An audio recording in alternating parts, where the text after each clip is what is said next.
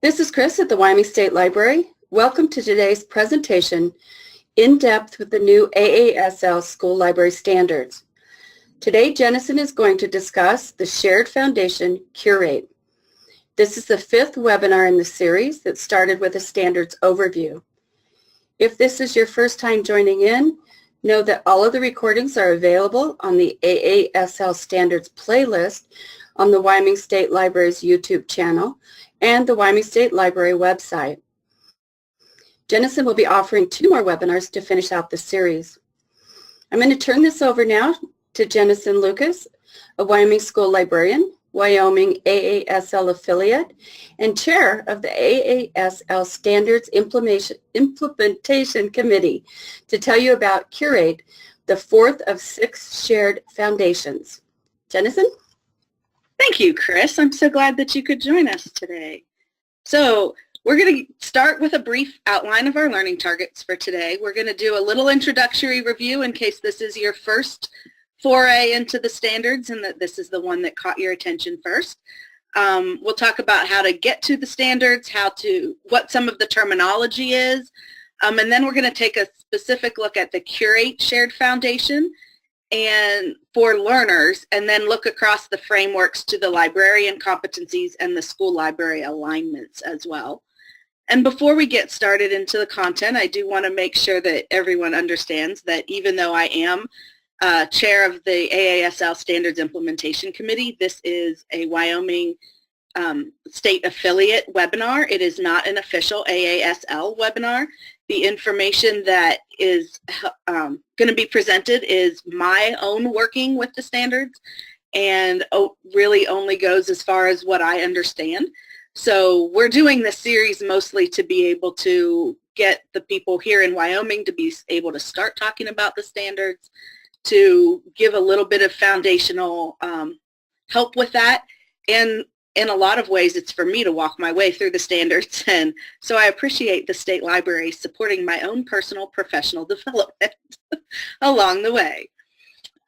So first of all, just accessing the standards, you can purchase the standards book from AASL. It does come with a little bit of a hefty price tag. If you are an AASL member, it's $99. If you are not an AASL member, it's $199. But the information that is held within it is invaluable. There's a lot of extra explanation about the standards, some information about assessments, some information about all of the different position statements and things like that. It's a very handy one volume collection of information for all school librarians. There is also an app, which I believe now is $19.99. It does include all 3 frameworks of standards, the learner standards, the school librarian standards, and the library alignments. It doesn't have quite as much extra stuff as the book, but it is handy to have, and it's easy to kind of flip back and forth to see what the different standards are. And then, of course, you can get the learner framework online along with lots of other supplemental stuff at the AASL portal, standards portal at standards.aasl.org. And the learner framework is there in a PDF that you can print out. There's also some one-page things to help share with stakeholders. I've printed off the administrator ones and shared those with my superintendent, my assistant superintendent, all of my principals. I have also shared the parent one with parent groups. So there's a lot of materials that are there to kind of help you get started. So you may want to explore that, and everything that's on the standards portal is free for download. So that's pretty nice. Okay, some terminology.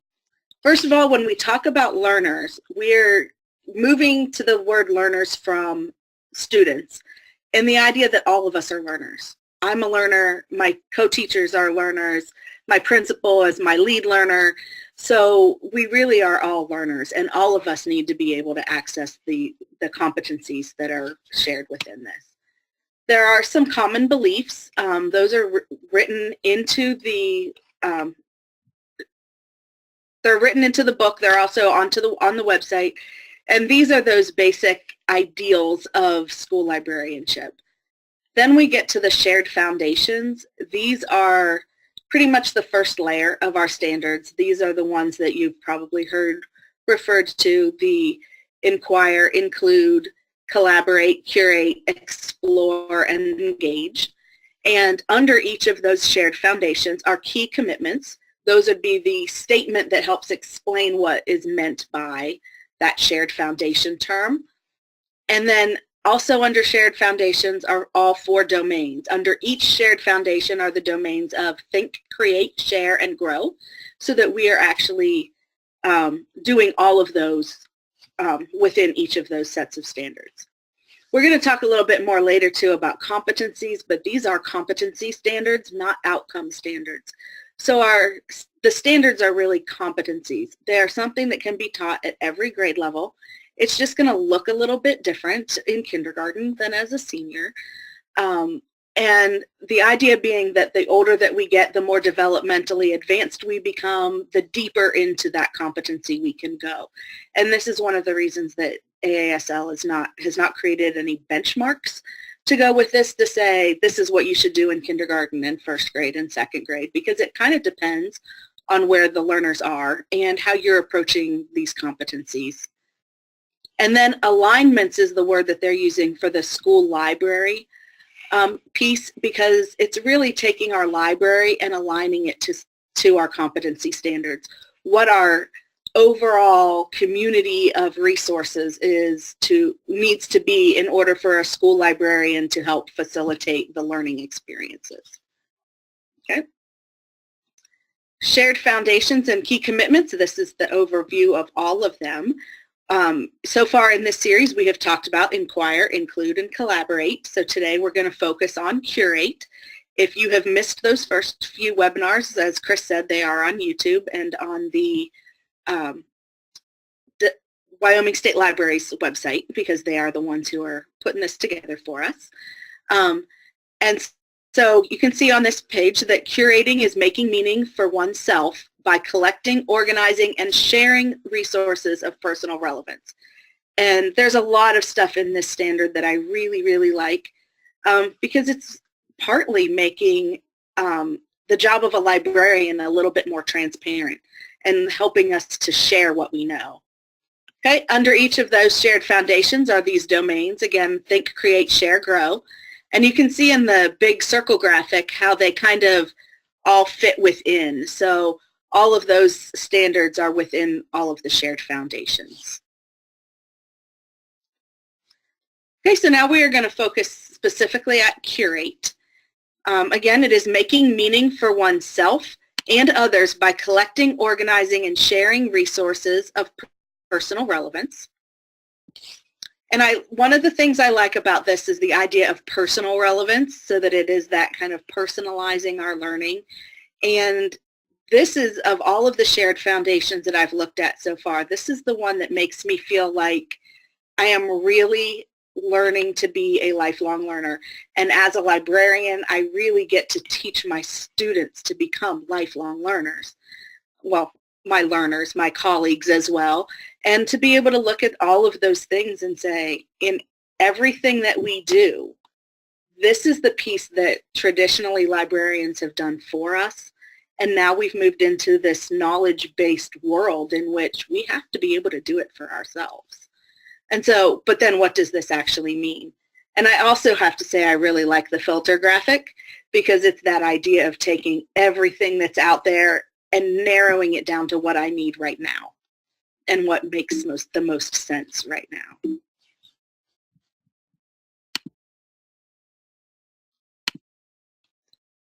Okay, so this is a little bit scary to look at in one graphic, but this is the Curate Foundation, all of the standards put together. Again, just looking at Curate, we're going to look at each of those domains separately and take a look at those competencies. And the first thing that we're going to do with them is to start deconstructing.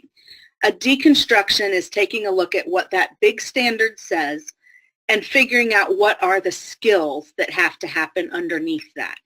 So, for example, in order to do alphabetical order, I have to know my alphabet and know that there is an order. Those are two very specific skills that will go underneath that. Before we look closer at those, we're going to talk a little bit about this outcome standards versus competency standards. There's a lot of questions that I've seen. I even just got an email today from somebody asking about if there are going to be benchmarks. And one of the reasons AASL was not talking about creating benchmarks is because these are competency standards.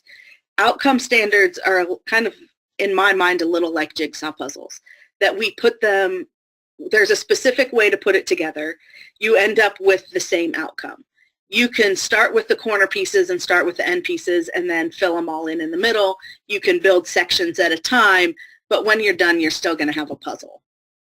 And it's still going to be the same picture of the puzzle no matter what direction you put things together. Competencies, in my mind, are a little bit more like Legos. There may be very specific ways that you can put Lego pieces together, but you can also be a lot more creative, and what you use the same pieces for might not be the same thing. My almost 5-year-old at home, he turns 5 in a couple weeks, is really starting to be very into Legos, and he can build from directions, but the crazy contraptions that he puts and builds things with and then comes and says, look at my dinosaur, see there's the bathtub, and hey, it's his imagination, but he's building with those in a very different way, and it's not always going to look like what everyone else is going to look like. So, and that's why in my mind that's a competency. It's a, here are the tools, here's how the tool works. You know, you click them together, now go make something with these. And it's going to look different depending on who it is that's building it and how old they are. And I'm assuming as he gets older, his dinosaurs won't have bathtubs. You know, it's hard to tell though. Okay, so let's take a look at Curate and the think domain. And the competencies listed under here are that learners act on information need by determining the need to gather information, identifying possible sources of information, and making critical choices about information sources to use. And when I first sat down to look at this, I had to take a deep breath and really stop and think about what this means, to deconstruct it. And as we go through these deconstructions, please know that this is not necessarily all of the things that might need to be under there. You might think of something else. This is designed to be a bit of a starter point for you. So as you look at that and you say, oh wait, they also need to know this, or I tried this and I realized that my students don't know this other skill, you know, you add it in and you say, oh, they're going to need to know that before they do this. So if we look at this first one, learners act on information need by determining the need to gather information. First, they have to recognize that there's more to learn. I work in elementary schools, and with 3rd, 4th, and 5th graders, I've got a lot of kids that assume that they know everything about some topics because they have looked at a book on them, not even necessarily read it, but knowing that there's going to be more that they can learn about that topic. Also, they need to know how to ask relevant questions. You might want to figure out exactly what it is that you still want to know and how do those things go together. Identifying your background knowledge. Know the difference. With my 3rd graders, there's a little bit of learning, knowing the difference between what I know in my head and what I can prove in a resource.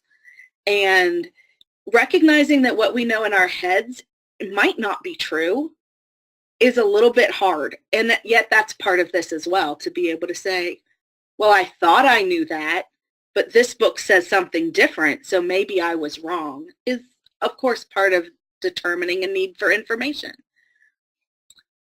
And then that leads us, of course, right into this, identifying information gaps. Going, oh, well, I thought that, but now I'm not so sure. So now what don't I know? Let me figure out what I don't know. How do I ask that question? Now where do I go for information?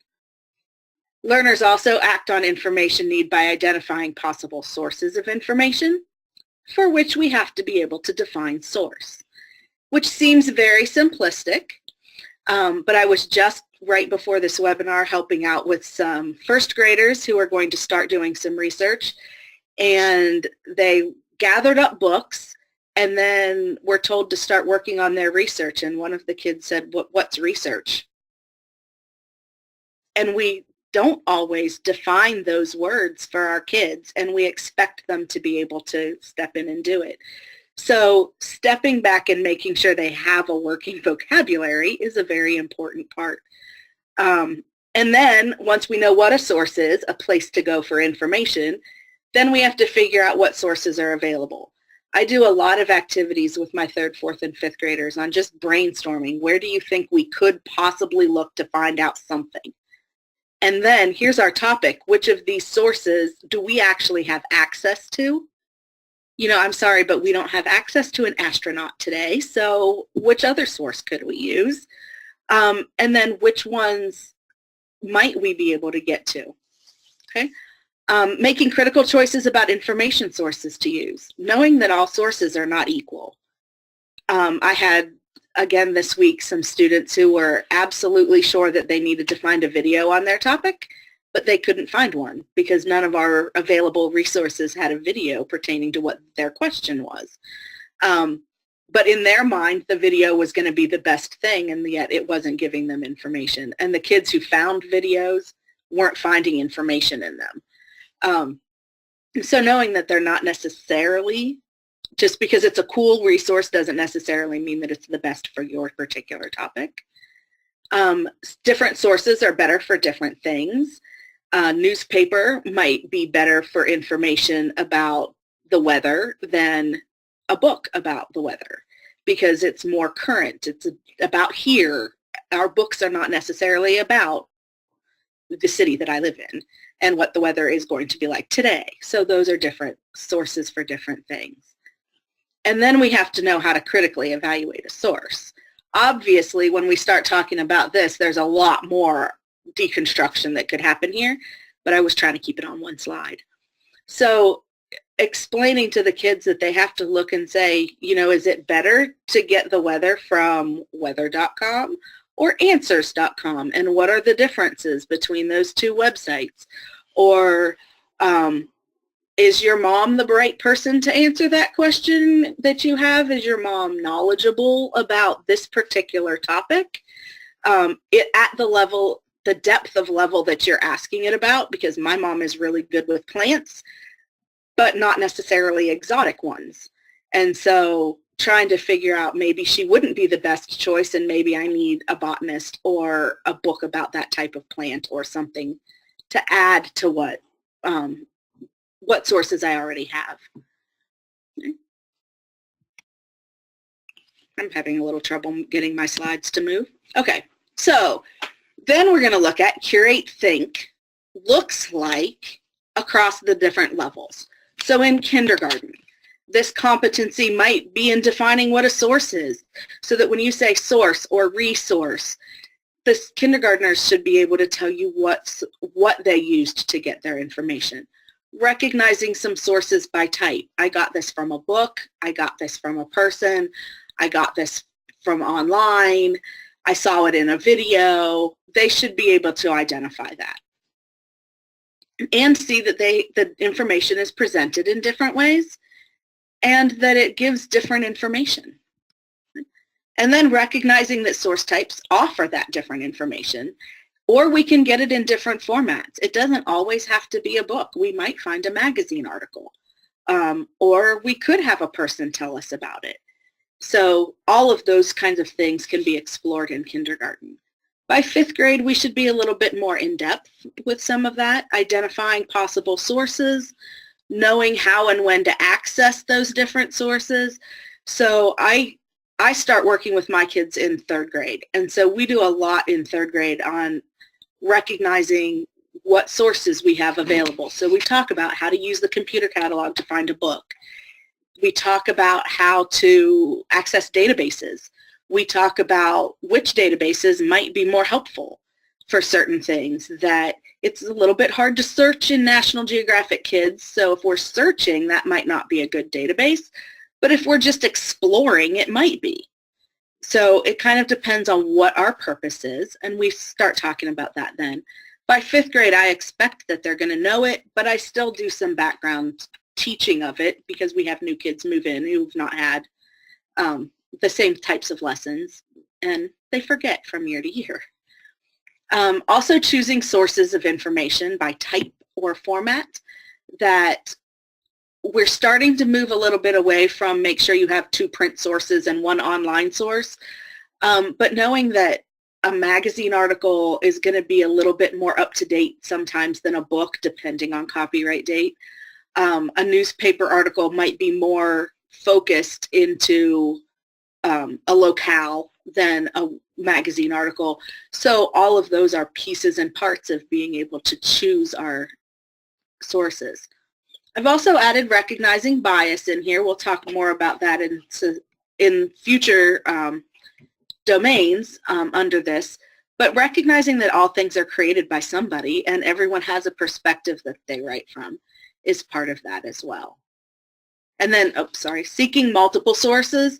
This is really hard in elementary school to get them to move past the, oh, look, I found the answer in bold print, to asking the right questions to make them have to look for it, but telling them you have to have at least 3 sources. You have to see if it matches, the information matches all of those pieces. By 8th grade, identifying possible relevant sources. So we should be doing a lot more of this in our heads, of being able to say, okay, I'm trying to find out something that's happening in my community, so newspaper articles are probably going to be my best place to start. Versus in 5th grade, we may be doing basic ideas, basic topics, and the encyclopedia is a better place to start to get background knowledge. Then in 8th grade, also be able to explain why you picked a specific source. So I picked this newspaper article because, I picked this website because, and be able to match that to the purpose of what you're using. Then understanding that bias in sources, again, recognizing that this newspaper is presenting it in this particular way, and this newspaper is presenting the same story in a little bit different of a way. So there was a great example of that recently, is that in one of our local papers, there was a big article about them finding some mammoth bones not far from where I live. And one newspaper put in all of this information about what a great find it was and how it had archaeological significance and why people want to study it. And another local newspaper's article talked about mostly that it looked like people had gotten to it and maybe taken some of the bones and things before it had been reported and like marked off and stuff like that, and how bad that was. 2 completely different articles about the same topic. And then again, using multiple sources to find diverse perspectives. Understanding that there's more than one side to a story, and that we want to make sure that we get all sides. So going out of our way to say, how else could this be presented? Let's see what else we can find. By 10th grade, we're going to be even more in-depth, choosing relevant and helpful sources, and we should be getting better at it, really, at this point, is kind of where I'm seeing that progression go. Also seeking sources with diverse perspectives, that we're going to start out by saying, these are the sides of the story, these are the things that I'm expecting to find out and understand the reasoning behind. And that's not necessarily 2, it's not necessarily pro and con, that there might be many different versions or many different ways to approach a story, and then other thoughts that we can think of. And then again, critically evaluating sources, and and I put down here differing news stations, for instance, but also just the articles themselves, and saying, well, the same newspaper may have reported on that topic in multiple ways over a course of the week, or usually this paper kind of leans this way in a political spectrum or something, but for this particular topic, it seems to be the other way. And kind of being aware of that so that we can be balancing that out in our learning. Okay. Moving then to Create. Under Curate, our competencies this time are that the learners will gather information appropriate to the task by seeking a variety of sources, collecting information representing diverse perspectives, systematically questioning and assessing the validity and accuracy of information, organizing information by priority, topic, or other systematic scheme. And you can tell on here that it does blur in between the domains. And if you've been following with this webinar or reading on the standards yourself in other ways, you're going to see that some of this kind of blurs from the other shared foundations as well, that research is messy and inquiry is amazing, but it's all interconnected. So if we try to look closely to deconstruct here, seeking a variety of sources means we have to know that information is found in a variety of sources. We have to know how to access those different sources and know what we have available to us, and figure out which sources best fit that question. So do I need an encyclopedia because I need more background knowledge? Do I need a journal article that's going to go a lot more in depth because I know that background stuff already? Collecting information representing diverse perspectives, we have to be able to understand that all of the sources have some sort of a bias just because it's a perspective. And I don't mean for bias to be considered a pejorative term as we're talking about it here. It's just a perspective, a point of view. And good writing should try to balance it out, but often you can still tell what the personal beliefs of the author are because of the way that that's presented. And so watching out for opinions where we're looking for facts is part of that. Recognizing diverse perspectives, knowing that, hey, wait, this is this side of the story, this is that side of the story, this is the way that a student might look at it, this is the way a teacher might look at it, this is the way an administrator might look at it, this is the way my mom might look at it, and they're 4 different approaches to the same thing.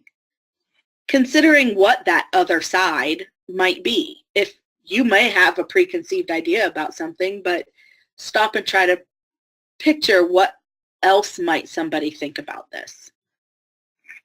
Then for number 3, that systematically questioning and assessing the validity and accuracy, understand that every source has to be evaluated.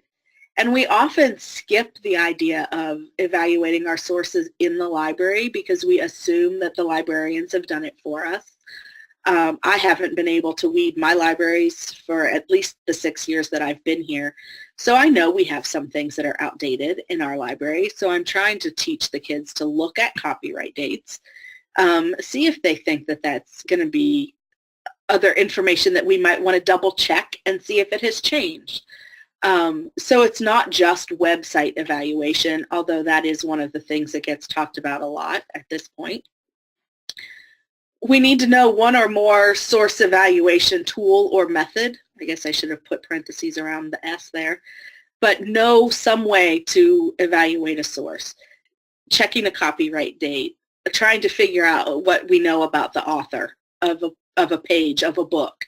Is it somebody that I've heard of before? Do they have a biography that will give some credibility to them so I know how they know what they're talking about?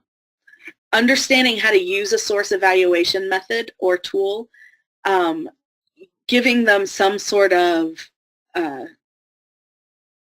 mnemonic or other tool question list or something in order to have kids evaluate. When we talk about website evaluation, we usually read Tony Buzzio's book, but I read it on the internet, and she has a really nice gizmo in there that I have the reproducibles of and all that kind of stuff. But I've been trying to teach them to do some things that they might be able to keep in their heads. And so I teach them the www method of looking at a website and asking, and it would work for any evaluation tool really, or any source really, to figure out who is the author and what is their credibility. How do they know what they know? When was it created or updated? Why was it created? Look, what is the author's purpose? If the author's purpose is to entertain me, it might not be the best source for my information project. So those are the W's. The D is, does it meet my needs? Which then evaluates, why am I on the internet? Does this match? Is it organized well, and is it trustworthy? And so all of those are ways that you can do it. There's also the CRAP method, and there are several others out there that people have used to do that source evaluation. Okay. There we go. And then organizing information by priority, topic, or other systematic scheme moves us from gathering to sharing a little bit. So we have to understand organization structures. Biographies are usually written in chronological order, that from the birth to death. You may find a book about a country may be done in spatial or geographical order, that they start at some point and kind of move around.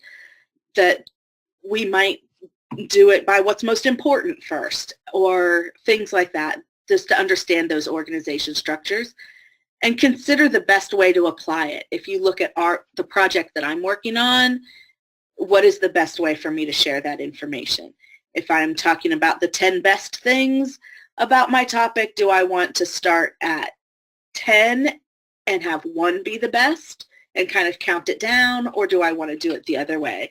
And make sure that that's clear as we kind of move on and use those types of systems.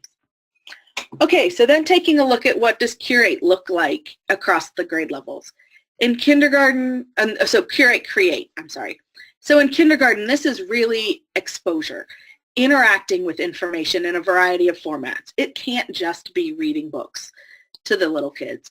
We also need to look at videos and websites and introduce them to podcasts and people coming in to talk to them, and any other way that we can possibly gather information, ebooks or magazines, any of those things, and give them a chance to see what that looks like and know that there are options.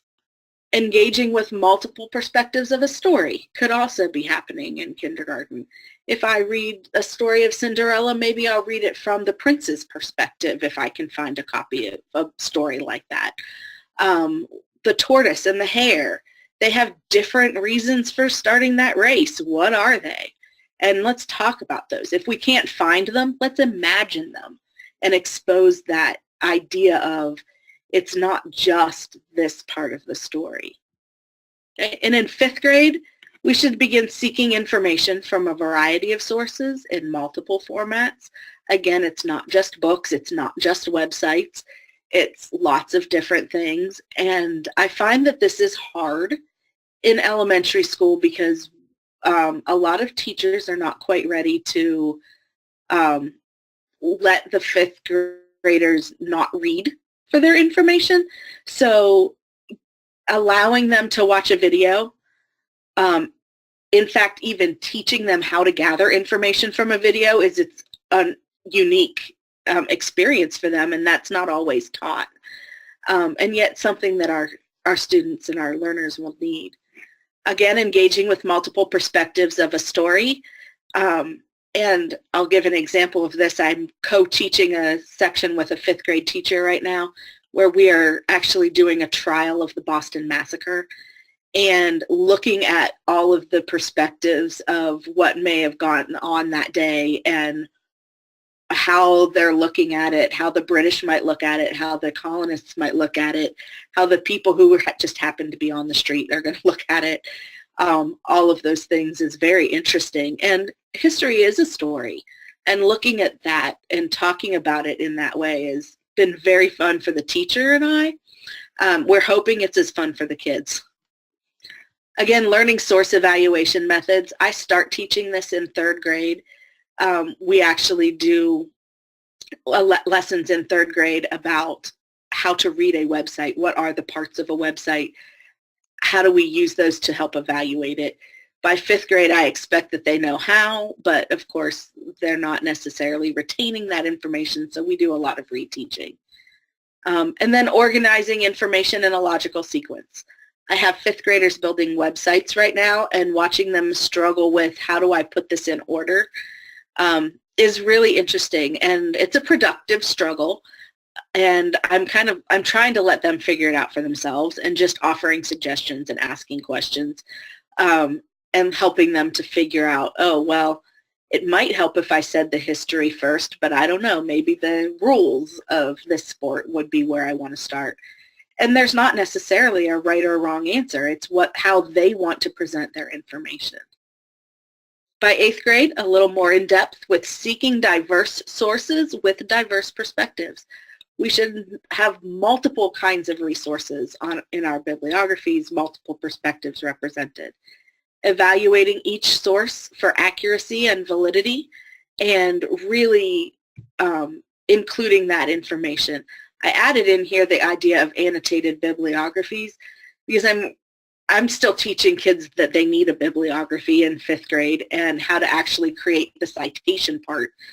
But I want to be able to add that idea of, and I picked this because it was the best website for me to choose because this source was better because of this, and trying to acknowledge that chance of explaining how we chose.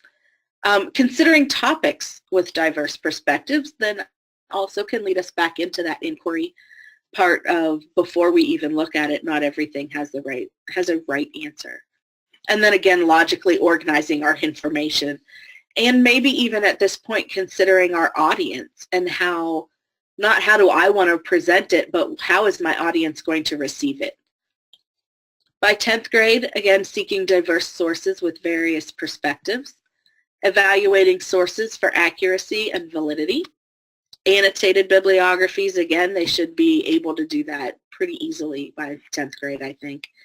Seeking various perspectives on each topic, and logically organizing our information. So you can see a lot of it's going to be the same, could be the same across the grade spans, but maybe being either a little bit more automatic on the part of the learner or a little bit more in-depth. They're going to give us more information, that they're going to compare sources instead of just say, I picked this one because. Okay. So moving on to the share domain, our competencies are that learners exchange information resources within and beyond their learning community by accessing and evaluating collaboratively constructed information sites, contributing to collaboratively constructed information sites by ethically using and reproducing others' work, and joining with others to compare and contrast information derived from collaboratively constructed information sites. Looking at this deconstruction, going with that accessing and evaluating, we have to understand organizational structures, identify authorship of sources in various formats, and that's sometimes tough to be able to figure out who the author of a website is, or if the author of the article and the website might not necessarily be the same people. Accessing sources in a variety of formats, how to do that, making sure we do that, evaluating those sources. And then number 2, that contributing is going to be to collaborate with others, to share knowledge, including perspectives and ideas from all group members. I had some 3rd graders today creating spine label poetry as groups, and some of them were having a little bit of difficulty making sure that they included everybody's perspective in the process and making sure that everybody got to contribute to their poem. So we had to do a little bit of just actually teaching how to work as a group as part of that as well. Following ethical information use guidelines is going to fall in here, making sure that you say who it is that has contributed what, making sure that if you're using someone else's material that you are saying whose it is as part of yours, not just claiming credit, avoiding plagiarism, all that stuff. And then this joining with others to compare and contrast, open discussions. So our deconstruction would be open discussions to compare and contrast information. And actually being able to learn how to do that is a skill on its own. Participating in discussion forums where others share their ideas. So maybe finding where are people talking about this topic and what can I learn about it? What databases do I have available where I might be able to see both sides of this story? Okay. The shared domain under Curate looks like, in kindergarten, discussing differences between different sources on similar topics. If we read a book and a magazine article about our topic, how are they alike? How are they different? Did they give the same kind of information, or did they give completely different information? There we go. Work in a group to create a chart of new information. So trying to get that sharing and working together part in kindergarten and teaching that how to work in a group so that it's a normal part of life for them. In 5th grade, evaluating sources together in groups, talking about what we liked or don't like about them, how it seems like they fit with what our needs are. Constructing shared bibliographies, I stuck on here for group projects. That idea of each person in our group can gather a different resource and we can use them together and share our information, put everything together. Encouraging the use of multiple formats and perspectives in source choices, and even thinking about the different ways that we might actually share our information. In 8th grade, we should be critically evaluating our sources, working together to add sources and perspectives to a larger group project, being able to say, hey, but have you thought about this side of it? In 10th grade, critically evaluating sources again, collaboratively creating a collection showing diverse perspectives. I'm going to flip back. Sorry, I moved a little too fast there. And I'm going to add on to this that I'm still struggling with this part of the Curate because I'm not exactly sure how to teach, how to work with collaboratively constructed information sites. At the elementary level, a lot of the sites where you can share or where we can curate even are not as easily available to our kids because they are under the age of 13. So any of those sites that you could share out your own work tend to be inaccessible to our kids for personal use yet. And then finding a site that is available for our kids to use that is affordable for our school so that we can teach that is sometimes a little bit of a struggle. And then just understanding what that really means. And so in the course of this webinar, I'm looking at that mostly as those sources that are collaboratively created, that we can tell that multiple people have been putting things together. Maybe they're using sites like in the 5th grade Boston Massacre project, that their teacher and I have created a collection in Destiny that the kids are using. And we haven't necessarily looked specifically at that and let them have those discussions about whether the sources we included were really good ones for that. But the teacher and I are having those conversations because this is kind of new territory for us. So if you know more about this than what I do, please feel free to text in a comment or something so that you can share your information with me as well.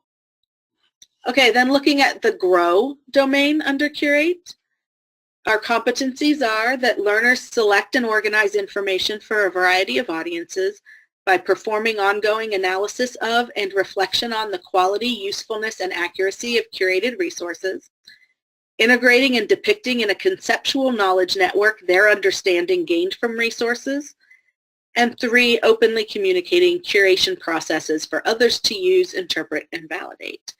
And this goes right into what I was just saying, that some of this feels a little out of my depth. I'm still learning about it, so haven't really learned to do it yet. But as I am understanding it at the moment, my deconstruction for performing that analysis would be to know source evaluation strategies, understanding that all sources have to be evaluated, recognizing that changes made or certain situations may affect your evaluation. If I'm coming at it with a different need, it might be a better source than it was last time that I evaluated it. So you can't just say, oh yeah, I didn't like that site before, because now it might match. Or they may have made changes that made it better. This is also then going to go into looking at the resources that the teacher and I have pulled together and maybe letting the kids tell us which was most helpful to you, and talk about those pieces and parts. Number 2, integrating and depicting in a conceptual knowledge network. This is going to be reflecting on their choices of sources, sharing information that directly relates to those sources, being able to go back and say, in this source I learned, following those guidelines of ethical use of information, making sure that we are citing where we got our information, talking about why, and then that openly communicating curation process. This, I think, would be where that annotated bibliographies may come in as well. Knowing a variety of curation processes.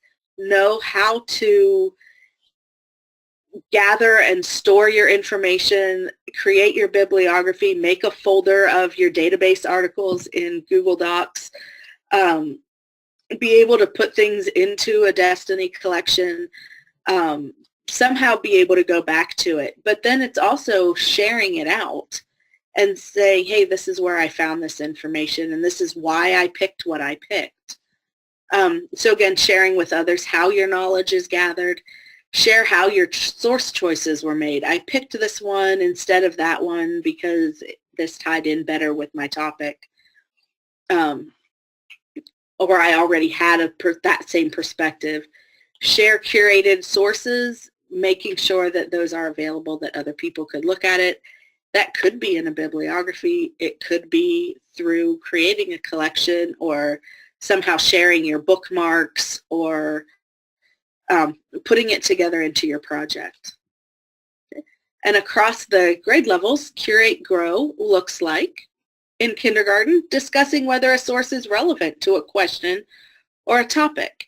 So maybe instead of just the topic that we're looking at, learning about deer, you have a specific question that you want to find out about it and then decide, did that source answer that question? Or do we need to find another source? Discussing how to prove the author is knowledgeable. So, or whoever is the authorship of your source, how do you know that that person knows that?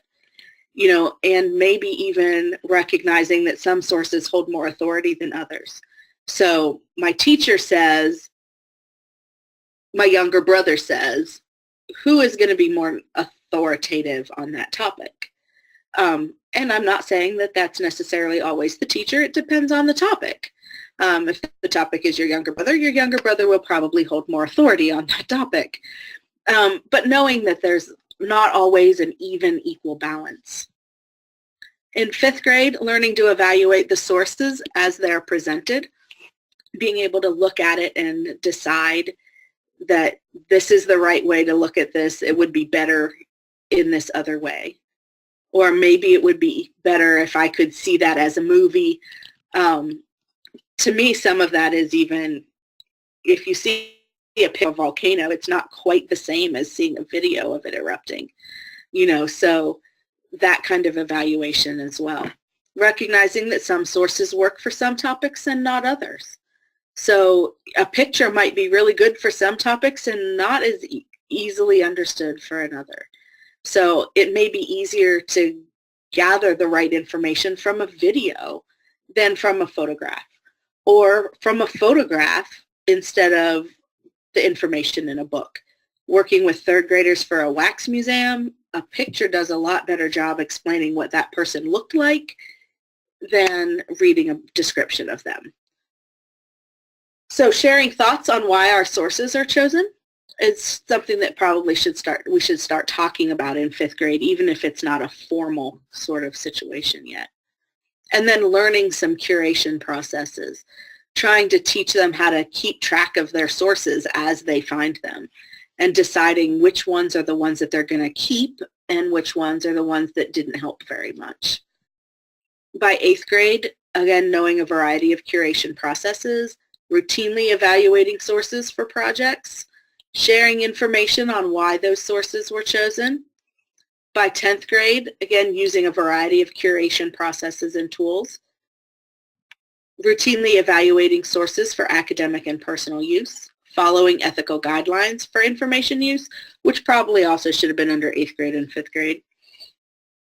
Sharing thoughts on source choice. And some of that might even make its way into our collection development as the kids get older and are able to say, you know, I didn't find any information on this topic in the library, and it would be really nice if we had a book on skiing or whatever was missing, and because those are things that can sometimes get overlooked when we think it's there and then didn't realize that something had happened to our resource. Okay, so kind of overall pictures, Curate looks like this idea of let's put things into folders. And I loved the fact that this picture of an old card catalog came up at the very beginning of my just looking for images on Curate. This was one of the top ones that came up.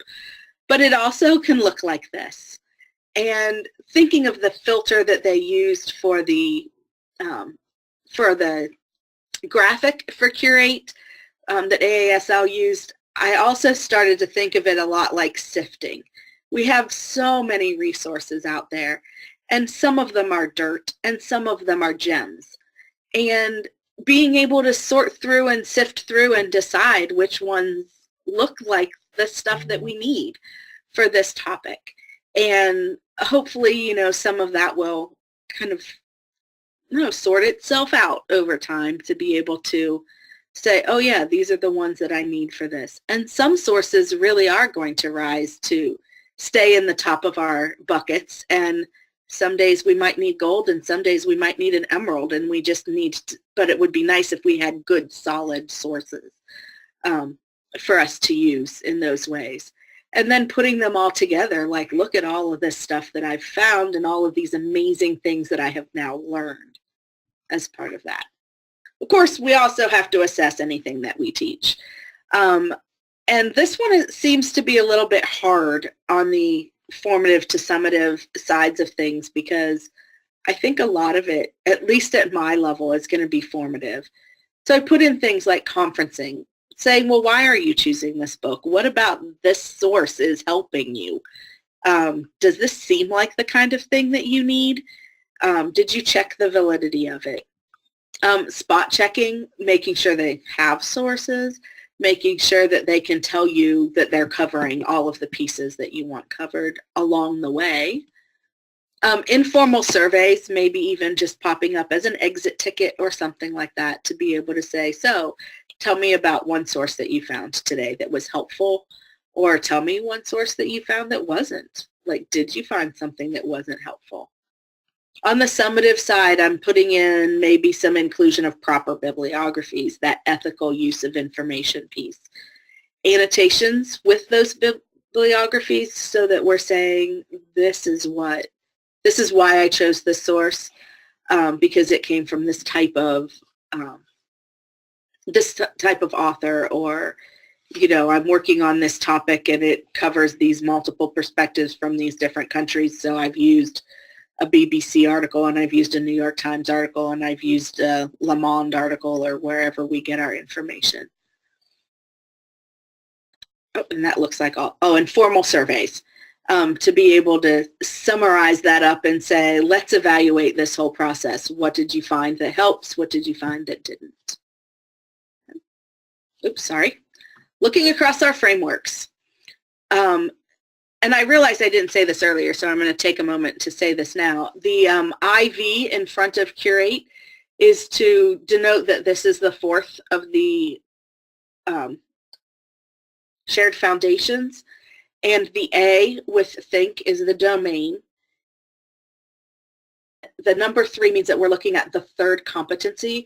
So a shorthand way of writing about the standards for this standard for learner that is on the screen now would be to call it the IV.A3, so that refers directly to the Curate Think third competency. Okay, so in this section, I just wanted to look across the frameworks. We're not including all of them, and I've been kind of randomly choosing, so that in this series, I'm not going to be violating any of the proprietary information of the AASL standards, since the librarian and school librarian competencies and school library alignments are items that need to be purchased at this point, and that is how AASL is going to recoup the cost of a lot of the stuff that they've done, is by selling the content. But if we look at this one from Curate Think, number 3, was that learners act on an information need by making critical choices about information sources to use. The school librarian competency then is that school librarians challenge learners to act on an information need by guiding learners to make critical choices about information sources to use. So we step in as a facilitator. And the school library alignment is then that the school library provides problem-based learning experiences and environments by focusing on the effective use of a wide range of resources to foster information skills appropriate to content areas. And I like that, the school library one in here, because it really is talking about how our environment of the library is going to be conducive to this, that we as librarians are going to be approachable, that we're going to have the information that we need, that we're going to have some sort of digital way for people to interact and get to us and access the resources. So then that brings us up to, do we have any questions today on inquiring, or the inquire is there for, this is our questions. So questions about Curate that I could either answer for you or put in my list of questions that I can maybe get answered later. I am not seeing any questions coming in so far. Okay.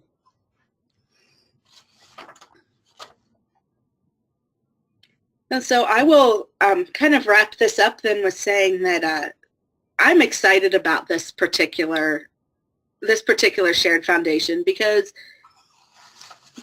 the curation of materials tends to be something that has always been in the librarian's domain and has been one of those things that librarians do, and then everybody who comes to our library are users, like end users of what we do. And yet a lot of people don't really know what goes into that curation. And that idea of, well, we have books in the library, so that's good enough, right? You just buy popular titles that the kids like to read. And there's a lot more even to that part of collection development than people understand. And then to be talking about digital resources. And Chris is the Wyoming State Library database librarian. So she does a lot of helping to share that information. And part of what librarians need to do with our curation, and where I know I tend to fall short, is actually sharing that out and saying, hey, we have all of this stuff, but it's not good enough to just have it and have it available. And we also have to remind people that we have it. We have to share it out to our teachers and to our learners and say, hey, wait, did you remember that we had this available to us? And occasionally that's easy to do when someone is standing right in front of you. I travel between 4 schools, so I don't always get that chance to be right in front of a teacher at the point of information need. I happened to be in the library when a teacher brought her class to check out the state books, and our state books are in the group of things that need to be weeded. And so I was able to say, hey, but we do have access to culturegrams. Maybe you should have your kids go there, where it's a little bit more updated information than what we have. Yeah. And they got very excited about that because, hey, that's a resource that they can all access. And if we have multiple kids doing the same topic, they can all get in there and things like that. But I don't always send out messages and displays and things like that to remind people of that. And so this is one that I'm very excited about because it's a chance to show off what we do, what we know. And librarians are curators. That's part of what we do and a big part of what we do. And to have it highlighted in our standards in that, wait, this is a piece of expertise that we have that we need to share and it needs to get out there. It's another one of those reasons why we need school librarians, because our teachers are not necessarily taught to do this. Our learners are not necessarily taught to do this, but yet they're expected to know. So it kind of highlights that little bit of information for us as well. And just to wrap up, since I'm seeing that our time is up, we'll put up our contact information again. If you email Chris with any questions, she will very likely forward that right on to me. So if you would like to save that step and just email me, you certainly may. I am a bit addicted to email, so I do tend to respond as quickly as I can. But thank you, everybody, for coming and participating with us today. And if you weren't able to view us live, thank you for coming and watching us on YouTube or through the State Library page. And just thank you for your interest. Great. Well, thanks, Jennison. Her next webinar will be May 17th on the Shared Foundation Explore. And as Jennison said, thanks for joining in today. See y'all later. Bye.